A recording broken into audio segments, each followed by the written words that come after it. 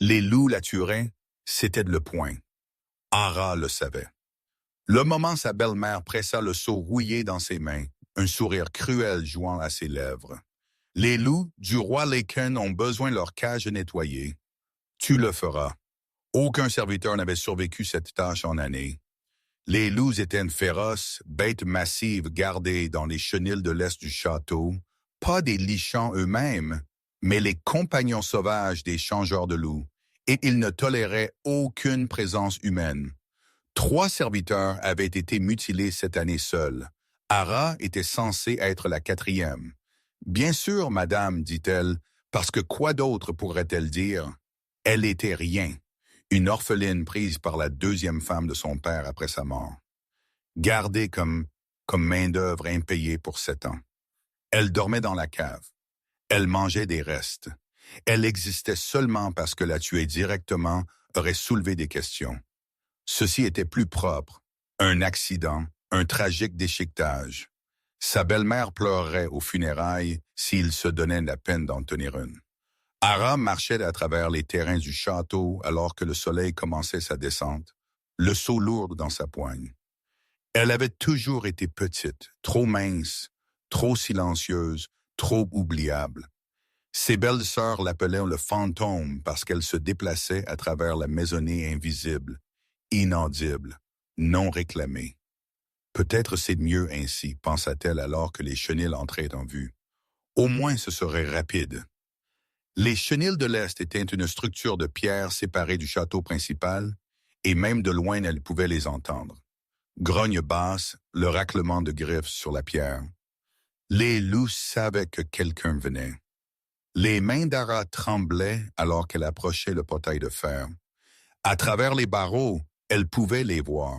6 loups énormes, chacun la taille d'un petit cheval, avec des yeux qui brillaient d'or dans la lumière déclinante. Ils arpentaient leurs enclos avec une concentration prédatrice. Les poils hérissés. Ils sont beaux, pensa-t-elle, et puis immédiatement se sentit stupide. Les belles choses pouvaient encore te tuer. Les belles choses le faisaient souvent. Elle posa son seau, prit une respiration, tendit la main pour le loquet. Le premier loup se jeta sur les barreaux le moment la porte s'ouvrit, et Ara trébucha en arrière, un cri coincé dans sa gorge. Mais la bête s'arrêta court, sa tête massive s'inclinant, ses narines évasées. Elle renifla l'air 1 fois, 2 fois, et puis, impossiblement, elle s'assit. Ara regarda fixement. Le loup regarda fixement en retour, ses yeux dorés non plus sauvages, mais curieux, évaluants. Le grognement des autres enclos se calma. Un par un, les autres loups cessèrent de faire les 100 pas. Ils se tournèrent vers elle avec cette même étrange attention. Elle devrait courir. Chaque instinct lui criait de courir. Au lieu de cela, elle fit un pas en avant. Le loup le plus proche, celui qui avait bondi, baissa sa grande tête et laissa échapper un son doux et soumis qui n'avait aucun sens. Ces loups ne se soumettaient à personne sauf « ne bouge pas ». La voix vint de derrière elle, basse et autoritaire, et Ara se figea, non parce qu'on lui avait dit de le faire, mais parce que quelque chose dans cette voix atteignit sa poitrine et serra. Des pas approchaient, lents, délibérés. Elle pouvait le sentir avant de le voir. Une présence si vaste, elle semblait remplir tout l'espace, pressant contre sa peau comme la chaleur d'un feu. Puis il entra dans sa vision périphérique et elle oublia comment respirer. Le roi Lycan était énorme. Il la dominait, large d'épaules et puissant, avec des cheveux noirs qui tombaient au-delà de son col et des yeux de la couleur de l'ambre fondu. Ses yeux étaient fixés sur elle avec une intensité qui lui donnait envie de se replier sur elle-même. Sa mâchoire était dure, son expression illisible, et quand il parla à nouveau, sa voix gronda comme un tonnerre lointain. « Qui t'a envoyé ici? » La bouche d'Ara s'ouvrit, mais aucun son ne sortit. Elle n'avait jamais été si près du roi. Elle l'avait vu de loin. Tout le monde l'avait fait, mais se tenant devant lui maintenant, elle comprit pourquoi les gens chuchotaient à son sujet avec de la peur dans leur voix. Il n'était pas juste puissant. Il était le pouvoir lui-même, contenu sous forme humaine. Elle déglutit difficilement. J'ai été envoyé pour nettoyer les cages, Votre Majesté. Ses yeux se rétrécirent. Par qui? Ma belle-mère, Dame Varun. Quelque chose changea dans son expression. Un muscle tressaillit dans sa mâchoire. Il regarda les loups, qui restaient totalement calmes, puis de nouveau elle. Sais-tu pourquoi tu es encore en vie? Ara secoua sa tête, ne faisant pas confiance à sa voix. Le roi s'approcha. Un pas, deux. Les loups ne réagirent pas. Si quoi que ce soit, elles semblaient pressées vers les barreaux de leurs enclos, désireux d'être prêts. Elle, près de lui, elle ne pouvait pas dire. Et il s'arrêta quand il fut assez proche pour qu'elle puisse voir les taches d'or dans ses yeux ambrés, assez proche pour qu'elle puisse le sentir. Pain et fumée de bois, et quelque chose de sauvage en dessous. Ces loups, dit-il doucement, ont tué chaque humain qui est entré dans ce chenil pour la dernière décennie. Ils ne tolèrent que moi et mon cercle intérieur. Ils sont liés à ma lignée, à ma meute. Il marqua une pause, et son regard tomba sur sa gorge, puis plus bas, puis de nouveau sur son visage. Ils auraient dû te déchirer le moment où tu as ouvert ce portail. Le cœur d'Ara battait fort. Je ne comprends pas. Moi non plus. Sa voix était devenue rauque. Sauf qu'il n'y a qu'une raison pour qu'il ne te fasse pas de mal. Une raison pour qu'il se soumette à une étrangère. Quelle raison? Il ne répondit pas immédiatement. Au lieu de cela, il leva sa main lentement, comme si approchant un animal sauvage, et toucha sa joue. Ara allaita. La chaleur inonda à travers elle au contact, et elle entendit les loups gémir à nouveau. Un cœur de son doux qui semblait presque approbateur. L'expression du roi changea. Le masque dur se fissura juste légèrement, et en dessous elle vit quelque chose qui ressemblait presque à de l'émerveillement. « Tu es à moi », murmura-t-il plus à lui-même qu'à elle. « Compagne », le mot la frappa comme un coup physique. « Compagne », elle savait ce que cela signifiait. Chaque humain dans les royaumes Lycan le savait. Père destiné lié par quelque chose de plus profond que le choix. L'autre moitié de l'âme d'un Lycan. « Ce n'est pas possible », murmura-t-elle. « Je suis personne. Je suis tué à moi. » Il le dit différemment cette fois, pas s'interrogeant, mais certain. Féroce. Son pouce traça le long de son pommette et elle frissonna. C'est pourquoi ils ne t'ont pas touché. Le lien. Ils l'ont senti avant que l'un de nous ne le fasse. L'esprit d'Ara s'emballa. Cela devait être une erreur. Elle était une servante, une orpheline. Elle nettoyait les sols et vidait les pots de chambre et dormait sur un tas de paille dans une cave. Elle n'était la compagne de personne, encore moins du roi Lycon. Ma belle-mère m'a envoyé ici pour mourir, dit-elle, parce que c'était la seule chose qu'elle pouvait penser à dire. L'expression du roi devint froide. Pas envers elle. Elle comprit cela immédiatement, mais à la mention de sa belle-mère, à la confession de ce qui avait été prévu. « Elle l'a fait ?» dit-il doucement. Ce n'était pas une question. Les loups tuent toujours les serviteurs. Tout le monde sait. Elle voulut s'arrêter, sa voix se coinçant. Le dire à voix haute rendit cela plus réel, plus terrible. Elle me voulait partie. Pendant un long moment, le roi ne dit rien. Sa main resta sur sa joue, chaude et ferme. Derrière lui, les loups s'étaient complètement installés maintenant, couchés dans leurs enclos, avec leurs têtes massives reposant sur leurs pattes, observant la scène avec des yeux patients. Puis il parla, et sa voix était douce d'une manière qu'elle n'avait pas attendue. Douce d'une manière personne ne lui avait parlé en 7 ans. « Quel est ton nom? »« Ara, Ara. » Il le répéta comme s'il goûtait le son. « Tu ne nettoieras pas les cages, Ara. Tu ne dormiras pas dans n'importe quel trou ils t'ont gardé. Et tu n'iras nulle part près de Dame Varun, jamais plus. » Elle cligna des yeux vers lui, ne comprenant pas. « Je ne. Tu es la campagne du roi. » Le coin de sa bouche se souleva juste légèrement. « Cela signifie que tu es sous ma protection maintenant, et je protège ce qui est à moi. » Ara le fixa, attendant le tour, la cruauté, le moment où cela se révélerait comme un autre genre de piège. Il ne vint pas. Le roi, son compagnon, lui offrit sa main. Viens avec moi, dit-il. Nous avons beaucoup à discuter. Elle prit sa main, Hera ne savait pas pourquoi.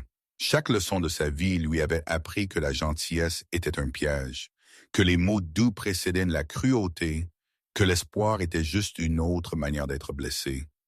Mais sa main était chaude et ferme, et quelque chose de profond en elle, quelque chose qu'elle ne pouvait nommer, dit oui. Le roi la conduisit à travers les terrains du château, alors que la dernière lumière s'estompait du ciel. Les serviteurs s'arrêtèrent et regardèrent de fixement. Les gardes se redressèrent. Des chuchotements les suivirent comme des ombres, mais le roi ne leur prêta aucune attention. Sa concentration resta fixée en avant, bien que sa prise sur sa main ne se desserra jamais. « Ce n'est pas réel, se dit Hera. Cela ne peut pas être réel. » Il la mena à l'aile royale. Elle n'avait jamais été ici avant. Des serviteurs comme elle nettoyaient les halls inférieurs, les cuisines, les caves. L'aile royale était un autre monde entièrement. Planchers de pierre polie, tapisseries qui coûtaient plus que sa vie, lustres dégoulinants de cristaux qui attrapaient la lumière de la torche et la dispersaient comme des étoiles. Le roi s'arrêta devant un ensemble de portes en bois sculpté et les poussa ouvertes. La pièce au-delà était plus grande que toute la cave où elle avait dormi pendant 7 ans. Un lit massif dominait un mur, drapé de fourrure et de soie. Une cheminée crépitait de chaleur. Il y avait des chaises, un bureau d'écriture, une armoire. Plus de meubles qu'elle n'avait jamais possédés, plus de confort qu'elle n'avait jamais connu. « Ce sont tes chambres, dit le roi. Hera regarda fixement. Je ne comprends pas. Qui a-t-il à comprendre? Tu as besoin d'un endroit pour dormir. C'est ça. Mais je suis, elle s'arrêta. Une servante. Personne, rien. C'est trop. Le roi se tourna pour lui faire face pleinement. Dans la lumière du feu, ses yeux ambrés semblaient luire. Tu es ma compagne, Hera, l'autre moitié de mon âme. Il n'y a pas de trop quand il s'agit de toi. Les mots auraient dû être romantiques.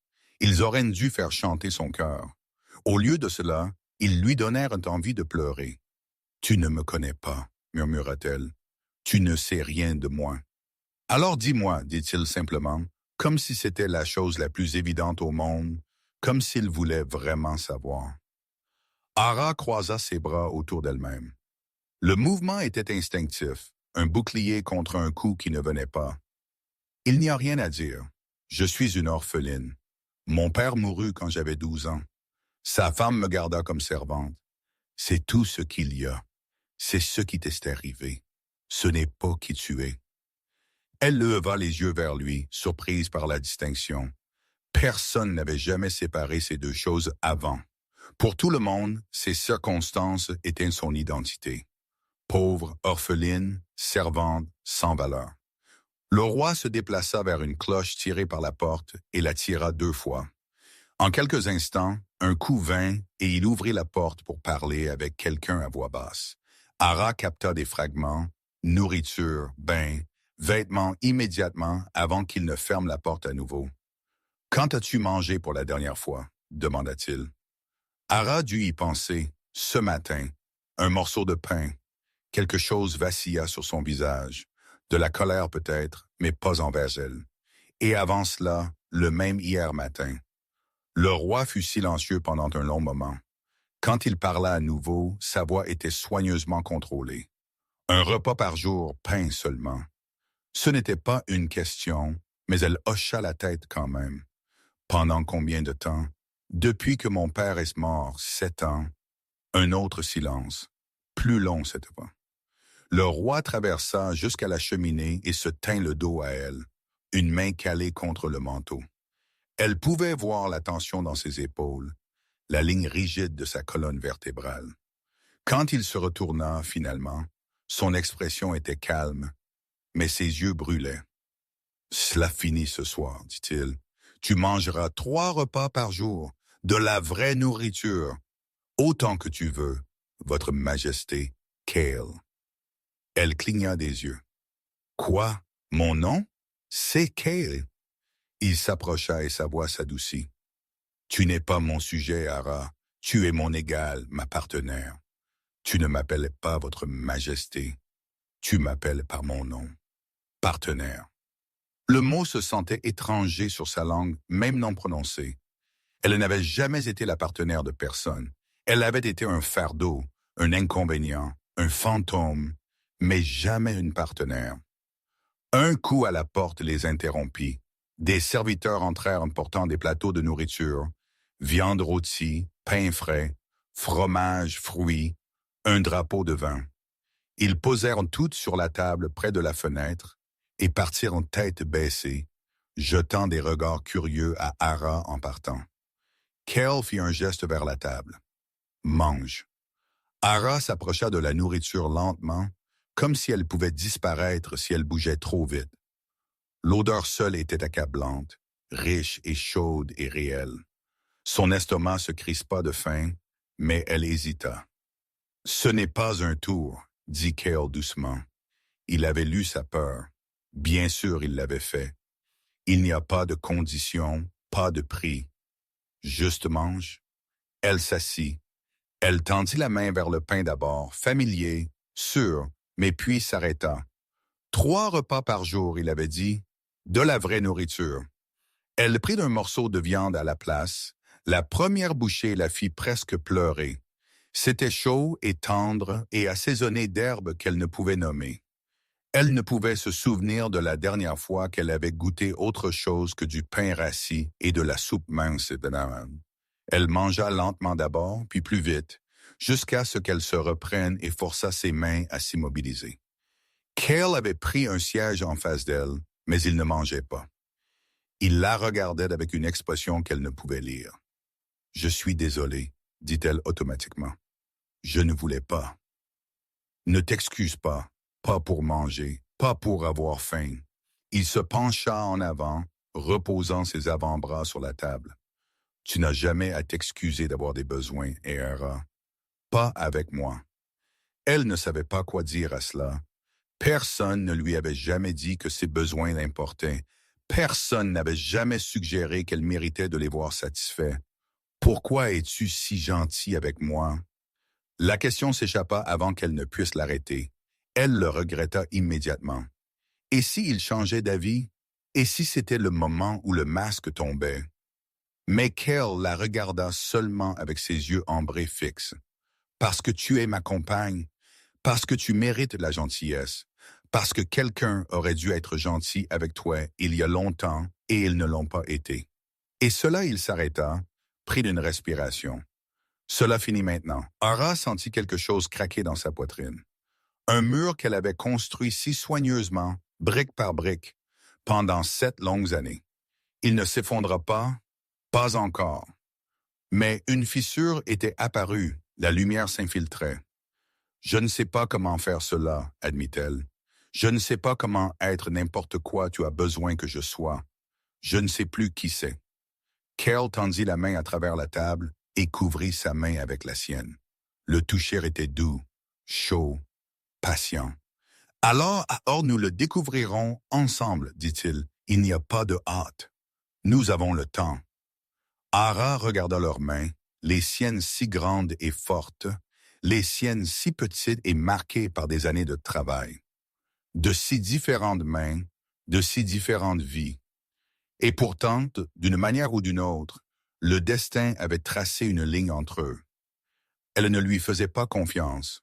Pas encore, peut-être jamais, mais pour la première fois en 7 ans, elle le voulait. Le cauchemar vint la 3e nuit. Ara se réveilla avec un cri coincé dans sa gorge, son corps trempé de sueur froide. La cave. Elle était revenue dans la cave, enfermée dans le noir, tandis que ses belles sœurs riaient au-dessus d'elle. Les murs se refermaient, l'air devenait mince, et peu importe à quel point elle frappait à la porte, personne ne venait. Personne ne vint jamais. Elle s'assit dans le lit massif, haletant pour respirer. Le feu avait brûlé bas, projetant de longues ombres à travers la pièce inconnue. Pendant un instant, elle ne sut pas où elle était. Puis la mémoire revint. Les loups, le roi, la révélation impossible, et elle pressa une main sur son cœur battant. En sécurité, se dit-elle. Tu es en sécurité. Mais son corps ne le crut pas. 7 ans de peur ne pouvaient être effacés en 3 jours. Un coup à la porte la fit tressaillir. Ara. La voix de Cale basse d'inquiétude. Elle devrait lui dire qu'elle allait bien. Elle devrait le renvoyer. Au lieu de cela, elle s'entendit dire « Entre ». La porte s'ouvrit et il se tenait là dans la lumière tamisée, portant seulement un pantalon ample, sa poitrine nue. Il devait avoir dormi ou essayé. Ses cheveux noirs étaient ébouriffés, ses yeux ambrés alertes malgré l'heure. « J'ai été entendu crier, dit-il. Es-tu blessé? Non, juste un cauchemar. Elle tira les fourrures plus serrées autour d'elle-même, embarrassée par sa faiblesse. Je suis désolé de t'avoir réveillé. Il traversa la pièce sans hésitation et s'assit sur le bord de son lit. Proche, mais pas trop proche, lui donnant de l'espace tout en étant présent. Ne t'excuse pas, parle-moi de cela. Ce n'est rien, juste des souvenirs. Souvenirs de quoi? Ara regarda ailleurs. Le feu crépita doucement. Dehors, elle pouvait entendre le hurlement lointain des loups, les vrais, les sauvages dans les chenils. Ils avaient été calmes autour d'elle chaque fois qu'elle visitait, pressant contre les barreaux pour son toucher, gémissant quand elle partait. Cale dit que c'était le lien. Elle n'était toujours pas sûre de le croire. La cave, dit-elle finalement, où je dormais. Parfois, il m'enfermait pour punition. Cale devint très immobile. Quel genre de punition? Si je cassais quelque chose, si j'étais trop lente, si je les regardais mal. Elle rit, mais il n'y avait pas d'humour en cela. Il y avait toujours une raison ou aucune raison du tout. Parfois, ma belle-mère voulait juste me rappeler ma place. Combien de temps te laisserait-il là? 1 jour, habituellement. 1 fois, ce fut 3. Elle pouvait encore le sentir. Le froid plancher de pierre, l'obscurité complète, la faim rongeante et la soif désespérée. Je pensais que je mourrais. Je priais que je mourrais, mais je ne le fis pas. Le silence s'étira entre eux. Quand Ara regarda finalement Cale, son expression lui coupa le souffle. Pas de la pitié. Elle avait attendu de la pitié. C'était autre chose, quelque chose de plus féroce. Sa mâchoire était serrée, ses mains serrées aux poings à ses côtés, et ses yeux ambrés avaient pris une faible lueur qui n'était pas entièrement humaine. « Cale, je veux les tuer. » Sa voix était rauque, à peine contrôlée. « Je veux les déchirer pour ce qu'ils t'ont fait. » Les mots auraient dû l'effrayer. C'était le roi Lycan après tout, un prédateur capable de violence qu'elle ne pouvait imaginer. Mais au lieu de la peur, elle sentit quelque chose d'autre entièrement. Quelque chose de chaud et d'inconnu. Quelqu'un était en colère en son nom. Quelqu'un se souciait qu'elle avait souffert. « Ils n'en valent pas la peine, » dit-elle doucement. « Tu en vaux la peine. » Il se tourna pour lui faire face pleinement, et la lueur dans ses yeux s'adoucit. « Tu vaux tout, Ara. J'ai besoin que tu comprennes cela, je n'ai. On t'a dit que tu n'étais rien pendant si longtemps que tu le crois. Je peux le voir dans la manière dont tu bouges, la manière dont tu t'excuses d'exister, la manière dont tu tressailles quand quelqu'un élève la voix. » Il tendit la main lentement et glissa une mèche de cheveux derrière son oreille. Mais ils avaient tort. Tous. Ils te regardaient et voyaient quelqu'un à utiliser, quelqu'un à briser. Ils étaient aveugles. Les yeux d'Ara brûlaient. Que vois-tu? Je vois quelqu'un qui a survécu. Son pouce effleura sa joue, attrapant une larme qu'elle n'avait pas réalisé être tombée. Je vois de la force, de la résilience, un cœur qui est encore capable de gentillesse malgré chaque raison d'être amer. Je vois ma compagne, la femme que j'ai attendue pendant 300 ans. 300 ans. Le nombre la frappa comme un poids physique. Elle continuait d'oublier quel âge il avait, combien de temps il avait vécu. Pour lui, ses 19 ans n'étaient rien. Un clin d'œil. « Comment peux-tu être si sûr? » murmura-t-elle. « Comment sais-tu que je suis vraiment ta compagne et pas juste une erreur? » L'expression de Cale changea. La férocité s'estompa, remplacée par quelque chose de tendre, quelque chose de vulnérable. « Sais-tu ce que ça fait? » demanda-t-il. Le lien de compagnon. Elle secoua sa tête. C'est comme être incomplète toute ta vie et ne pas le savoir jusqu'à ce que soudain tu sois entière. Comme une douleur constante à laquelle tu t'es tellement habitué que tu as oublié qu'elle était là, jusqu'à ce qu'elle s'arrête. Il prit sa main et la pressa contre sa poitrine sur son cœur. Elle pouvait le sentir battre fort et régulièrement. Le moment je t'ai vu dans ce chenil, le moment j'ai capté ton odeur, tout est devenu silencieux. 300 ans d'attente et tu étais là couverte de saleté, terrifiée, t'attendant à mourir. Et tout ce que je pouvais penser était « enfin ». Ara ne pouvait parler, ne pouvait respirer. Son cœur pulsait sous sa paume et elle réalisa que le sien s'était synchronisé avec lui, battement par battement, comme s'ils étaient déjà un. « Je ne sais pas comment être ce que tu as besoin, dit-elle, sa voix craquant. Tu l'es déjà. Il leva sa main de sa poitrine et pressa un baiser sur ses phalanges. Le geste était doux, révérencieux. Tu n'as pas à être quoi que ce soit de plus que exactement qui tu es. Je ne te demande pas de changer. Je te demande de me laisser t'aimer. Amour. Le mot resta suspendu dans l'air entre eux. Tu ne m'aimes pas, Ara dit. Tu ne me connais même pas, je sais que tu es courageuse. Tu es entrée dans ces chenils t'attendant à mourir. Et tu l'as fait quand même. Je sais que tu es gentille. Les serviteurs parlent de comment tu les as aidés même quand tu n'avais rien. Partager ton pain quand tu mourais de faim. Je sais que tu es forte parce que tu es toujours là après tout ce qu'ils t'ont fait. Il se pencha plus près, son front presque touchant le sien. Je sais assez. Et je veux apprendre le reste. Le cœur d'Ara battait fort. Il était si proche, elle pouvait sentir sa chaleur, sentir cette odeur sauvage de pain et de bois.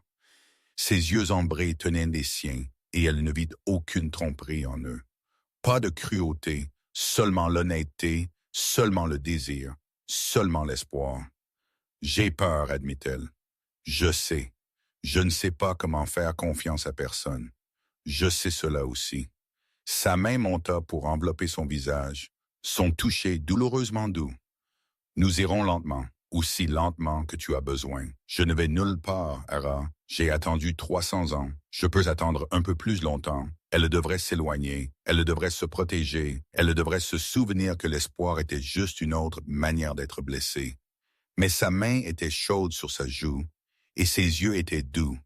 Et pour la première fois de sa vie, quelqu'un la regardait comme si elle importait, comme si elle était précieuse, comme si elle valait la peine d'être attendue. Ara se pencha dans son toucher juste légèrement. Une reddition si petite que c'était presque rien. Mais Cale le vit. Son souffle se coupa. Et quand il sourit, un vrai sourire, chaud et s'émerveillant, quelque chose dans sa poitrine s'ouvrit grand. Elle tombait amoureuse de lui.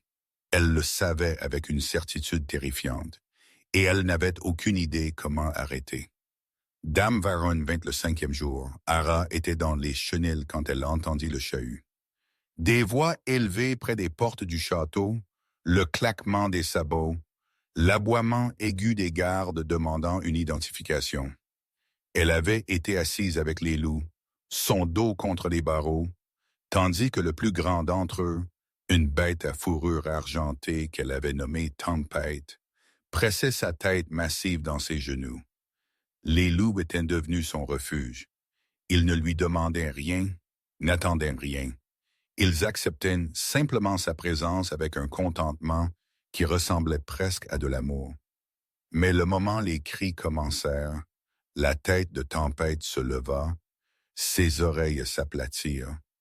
Un grognement bas gronda dans sa poitrine. « Qu'est-ce que c'est ?» murmura Ara. « Qu'est-ce qui ne va pas ?» Puis elle entendit la voix de sa belle-mère, stridente et exigeante, coupant à travers l'air du matin. « Je me fiche de qui elle prétend être. Cette fille est ma propriété. Elle m'appartient. » Le sang d'Ara se glaça. Elle se précipita sur ses pieds, son cœur martelant. À travers les portes du chenil, elle pouvait voir la cour, et là, Descendant d'un beau carrosse était Dame Varun. Ses belles-sœurs la flanquaient, leur visage tordu de rage. Derrière eux se tenait un homme qu'elle ne reconnaissait pas, grand et mince avec des yeux froids. Non, non, non, non. Elle devrait se cacher. Elle devrait courir vers Cale. Elle devrait faire quelque chose d'autre que se tenir figée comme un lapin devant un faucon, mais ses pieds ne voulaient pas bouger. 7 ans de conditionnement la maintenaient en place, chuchotant les vieux mensonges familiers. Tu n'es rien, tu es sans valeur, tu leur appartiens. Te voilà. La voix de Dame Varun coupa à travers le brouillard de sa peur. Sa belle-mère l'avait repérée à travers les portes du chenil, et maintenant elle s'avança avec la confiance de quelqu'un à qui rien n'avait jamais été refusé dans sa vie. As-tu pensé que tu pouvais te cacher de moi? As-tu pensé que d'écarter tes jambes pour le roi te sauverait? La lèvre de Dame Varun se retroussa. Tu es toujours lié à ma maisonnée. J'ai les papiers. Tu m'appartiens jusqu'à ce que ta dette soit payée. La bouche d'Ara devint sèche. Dette? Pour t'avoir élevé, pour t'avoir nourri, pour t'avoir gardé en vie quand j'aurais pu te jeter dans les rues? Dame Varun sourit, et ce fut l'expression la plus cruelle qu'elle ait jamais vue. As-tu pensé que la gentillesse était gratuite? Tu me dois 7 ans de travail, fille, et je suis venu collecter. L'homme mince s'avança, déroulant un parchemin. Selon les lois du royaume, toute personne endettée envers une maisonnée peut être réclamée par « Elle ne te doit rien ». La voix de Cale résonna à travers la cour comme le tonnerre. Ara se tourna pour le voir s'avancer du château, son expression sculptée dans la pierre. Il était habillé simplement, pantalon noir, une chemise blanche ouverte au col, mais il n'y avait rien de simple dans le pouvoir qui émanait de lui. Les gardes s'écartèrent devant lui. Même les loups dans les chenils se turent. Ce n'était pas l'homme doux qui l'avait tenu à travers ses cauchemars. C'était le roi Lycan, et il était furieux. La confiance de Dame Varun vacilla. « Votre Majesté, je ne voulais pas manquer de respect. Mais cette fille est ma compagne. » Les mots tombèrent comme un coup de marteau. Le visage de Dame Varun devint blanc. Ses belles-sœurs haletèrent. L'homme mince avec le parchemin fit un pas en arrière comme si la proximité d'Ara était soudainement devenue dangereuse. « Ce n'est pas possible, » Dame Varun balbutia. « Elle est humaine. Elle est personne. Elle est à moi. » Cale s'arrêta à côté d'Ara et sa main trouva la sienne.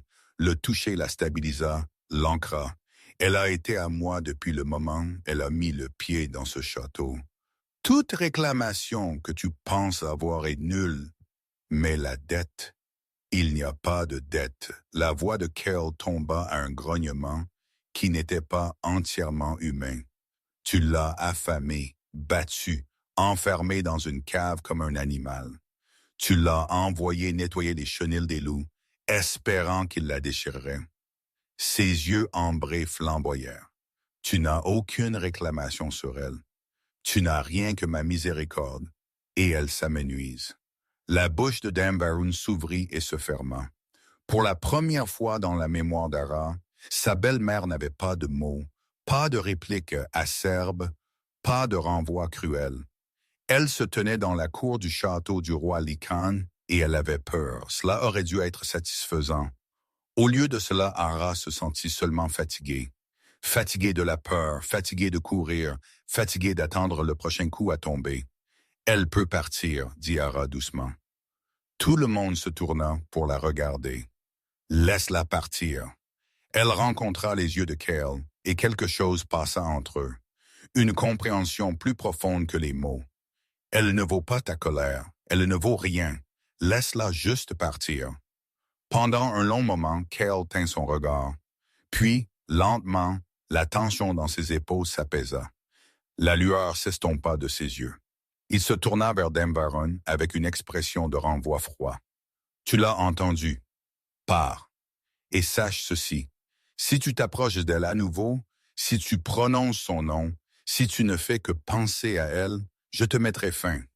Pas en tant que roi, en tant que compagnon protégeant ce qui est à lui. Dame Varun s'enfuit. Il n'y avait pas d'autre mot pour cela. Elle rassembla ses filles et son avocat et se précipita vers son carrosse sans aucune de la dignité avec laquelle elle était arrivée. Les portes se refermèrent derrière elle et elle était partie. Ara laissa échapper un souffle qu'elle n'avait pas réalisé qu'elle retenait. « Vas-tu bien? » Elle se tourna pour trouver Kel la regardant avec inquiétude. Toute trace du roi redoutable s'évanouit. À sa place se trouvait l'homme qui l'avait nourri, réconforté, attendu. « Je pense que oui, » dit-elle. « Je pensais qu'elle aurait toujours du pouvoir sur moi. Je pensais que je ne serais jamais libre d'elle. Tu l'es maintenant. » Il leva leurs mains jointes et pressa un baiser sur ses phalanges. « Tu es libre, Ara. Tu peux faire tout ce que tu veux, aller n'importe où tu veux, être n'importe qui tu veux. » Les mots la frappèrent étrangement. Elle avait été si concentrée sur la survie qu'elle n'avait jamais pensé à ce qui venait après. Que voulait-elle? Qui voulait-elle être? Elle regarda Kel à ses yeux ambrés fixes, son expression patiente, sa main enroulée autour de la sienne comme si elle était quelque chose de précieux. Elle savait exactement ce qu'elle voulait. « Je veux rester, dit-elle, avec toi. Pas parce que je n'ai nulle part ailleurs où aller. Pas parce que tu es le roi. Parce que elle hésita, son courage vacillant. Parce que je te choisis. » Kel devint très immobile. Dis cela encore. Je te choisis. Les mots vinrent plus facilement cette fois, plus fins. Je suis terrifié et je ne sais pas comment faire cela et je vais probablement tout gâcher, mais je ne veux plus courir. Je ne veux plus me cacher. Je veux être ici avec toi si tu me veux. Quelque chose s'ouvrit dans son expression. Le contrôle soigné qu'il avait maintenu, la patience, la retenue, tout s'effondra et en dessous il y avait une espérance brute et désespérée. « Si je te veux, » répéta-t-il, sa voix rauque. « Ara, je t'ai voulu depuis le moment je t'ai vu. Je me suis retenu parce que je ne voulais pas t'effrayer, ne voulais pas te pousser avant que tu sois prête. Mais si tu me dis que tu choisis cela, choisis-moi. » Je le suis. Il bougea. Un moment, il se tenait à part. Le suivant, ses mains enveloppaient son visage, l'inclinant vers le sien. Ses yeux ambrés cherchèrent les siens, cherchant le doute, l'hésitation, n'en trouvant aucun. « Dis-moi d'arrêter, murmura-t-il, ses lèvres à un souffle des siennes. « Dis-moi d'arrêter, et je le ferai. » « N'arrête pas, » il l'embrassa. Ce n'était rien comme elle l'avait imaginé. C'était mieux. Ses lèvres étaient chaudes et fermes, exigeantes et douces à la fois. Il l'embrassa comme si elle était l'air et il se noyait. Il l'embrassa comme s'il avait attendu 300 ans pour ce moment exact. Peut-être l'avait-il fait. Ara fondit dans lui, ses mains se serrant dans sa chemise, le tirant plus près. Le lien de compagnon éclata entre eux, une chaleur qui se répandit à travers sa poitrine, ses membres, tout son être. Elle pouvait le sentir maintenant, pas juste son corps pressé contre le sien, mais son âme, sa joie, son amour accablant et désespéré. Quand ils se séparèrent finalement, ils respiraient tous deux difficilement. « À moi, » grogna Kel contre ses lèvres. « Tu es à moi, Ara. »« Et toi, dis-je, » acquiesça-t-elle. « Et tu es à moi. » Il sourit, ce vrai sourire, celui qui transforma son visage de redoutable à beau. « Toujours, dit-il, pour le reste de ma très longue vie, toujours. » Le mariage fut tenu sous une pleine lune. C'était la tradition, expliqua Kel. Les compagnons lichants se liaient sous la lumière de la lune, témoins par la meute et les loups de même. La cérémonie scellerait ce que le destin avait déjà décidé, lierait leurs âmes ensemble pour l'éternité. Ara se tenait devant le miroir dans ses chambres, reconnaissant à peine la femme qui la regardait en retour. La robe était en soie argentée, ajustée à son corps, comme si elle avait été faite pour elle, parce que c'était le cas, car elle l'avait commandée le jour après qu'elle l'eût choisie, et les couturières royales avaient travaillé toutes les nuits pour la finir à temps. « 1 mois, pensa-t-elle. Il y a 1 mois, je dormais dans une cave. Maintenant, elle était sur le point de devenir une reine. Un coup à la porte. « Madame, c'est l'heure. » Ara prit une respiration, lissa ses mains sur la soie et sortit pour rencontrer son futur. La grande cour avait été transformée. Des milliers de bougies vacillaient dans l'obscurité, leur lumière se mêlant à la lueur argentée de la lune au-dessus. Toute la meute s'était rassemblée, lichant sous forme humaine, debout dans un silence respectueux, leurs yeux reflétant l'or dans la lumière des bougies. Et au bord de la foule, observant avec une attention patiente, se tenaient les loups. Tous les Sées avaient été libérés de leur chenil pour la cérémonie. Ils formèrent un cercle lâche autour de l'autel, leurs corps massifs détendus, leurs yeux dorés fixés sur Ara alors qu'elle marchait dans l'allée. Tempête, le plus grand, laissa échapper un doux gémissement alors qu'elle passait. Elle tendit la main sans réfléchir et effleura ses doigts sur sa fourrure argentée. Il se pressa dans son toucher et elle entendit des murmures onduler à travers la foule. Elle les touche, elle entendit quelqu'un chuchoter. Les loups la laissent les toucher parce qu'elle est à lui. Une autre voix répondit, parce qu'elle est à nous. Puis elle vit Cale et tout le reste disparut. Il se tenait à l'autel en vêtements formels noirs, ses cheveux foncés repoussés de son visage, ses yeux ambrés brûlants alors qu'il la regardait d'approcher. Il ressemblait à un roi. Il ressemblait à un prédateur. Il la regarda comme si elle était la seule chose au monde qui importait. Elle l'atteignit et il prit ses mains dans les siennes. « Tu es belle », murmura-t-il assez bas pour que seule elle puisse entendre. « Tu es la plus belle chose que j'ai jamais vue. Tu es partiale. » Absolument. Il sourit, et c'était le sourire qu'elle en était venue à aimer. Chaud et s'émerveillant et entièrement le sien. J'ai aussi raison. La cérémonie était simple. Des mots anciens prononcés dans la vieille langue. Des vœux échangés sous la lune qui regardait. Et puis, à la fin, le marquage. Les danses de Cale effleurant son cou, laissant une marque qui la proclamerait sienne à chaque lichen qui la verrait. Cela aurait dû faire mal. Au lieu de cela ressemblait à rentrer à la maison.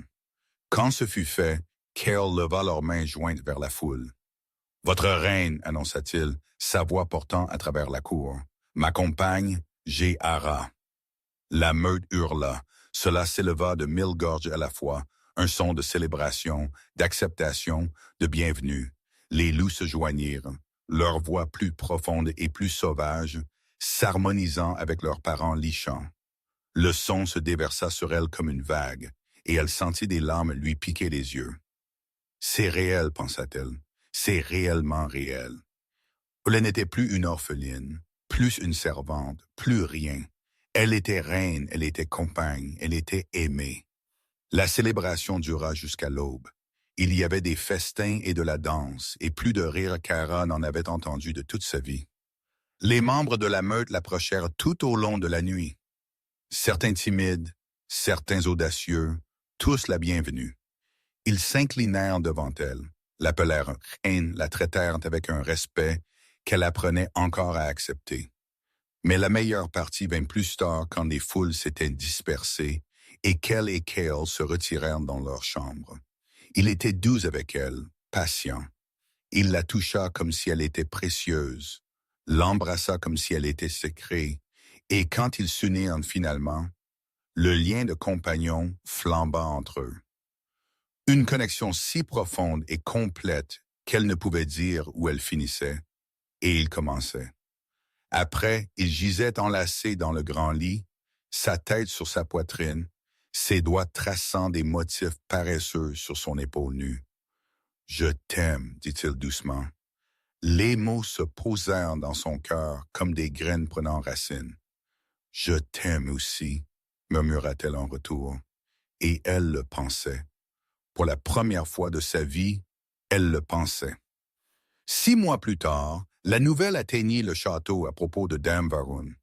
Elle vint par les canaux de commérage des serviteurs qui avaient entendu des marchands, qui avaient entendu des voyageurs. L'histoire se répandit à travers le château comme un feu de forêt, et au moment où elle atteignit Ara, la moitié de la meute bourdonnait déjà avec cela. Dame Varun avait été ruinée. Cela avait commencé lentement. Les marchands qui lui avaient autrefois étendu du crédit commencèrent à exiger un paiement immédiat. Les invitations aux événements mondains cessèrent d'arriver. Les prétendants de ces feux retirèrent leur intérêt un par un. La fortune de la famille, qui n'avait jamais été aussi vaste que Dame Varun prétendait, s'effondra sous le poids des dettes et du commerce en déclin. Personne ne dirait pourquoi exactement. Personne ne pointerait une cause spécifique, mais tout le monde savait. Tu n'as pas essayé de nuire à la reine Lycan et t'en aller indemne. As-tu fait cela? Ara demanda à Kell ce soir-là alors qu'il marchait à travers les jardins du château. Les loups trottinaient à leur côté. Il la quittait rarement maintenant et elle avait cessé de le questionner. L'expression de Kell était soigneusement neutre. J'ai peut-être mentionné à quelques marchands clés que les pratiques commerciales de Dame Varun étaient douteuses et que toute association avec sa maisonnée pourrait être vue défavorablement par la couronne. Kell, elle a essayé de te tuer, Ara. Sa voix durcit.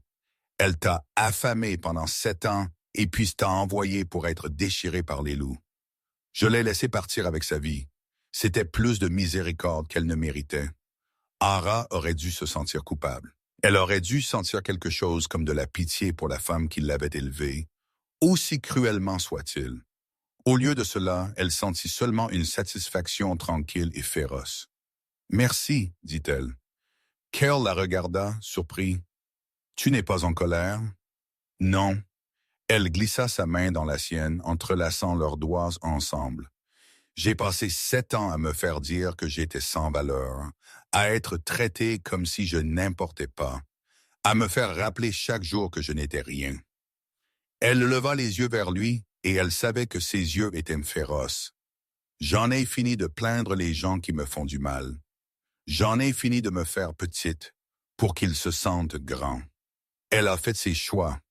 Maintenant, elle vit avec eux. L'expression de Kell changea. Fierté, admiration, amour. « La voilà, murmura-t-il. Voici ma reine. » Il l'embrassa juste là dans le jardin avec les loups regardant et la lune se levant au-dessus. Et Ara l'embrassa en retour avec tout ce qu'elle avait. Elle était venue à ce château s'attendant à mourir. Elle était entrée dans ses chenils avec rien. Pas d'espoir, pas d'avenir, pas de raison de croire que demain serait différent d'hier. Mais les loups ne l'avaient pas tué. Le roi ne l'avait pas utilisé. Et quelque part en chemin, la fille brisée qui dormait dans une cave était devenue une femme qui se tenait dans la lumière. Elle était Ara, reine des Lichans, compagne du roi, aimée des loups et des hommes de même, et elle n'avait jamais été plus heureuse. Si vous avez apprécié cette histoire, assurez-vous de vous abonner et de frapper la cloche de notification pour que vous ne manquiez jamais un nouveau conte. Plus de romances du roi Lycan arrivent bientôt. Et faites-moi confiance, vous ne voudrez pas manquer ce qui arrive ensuite.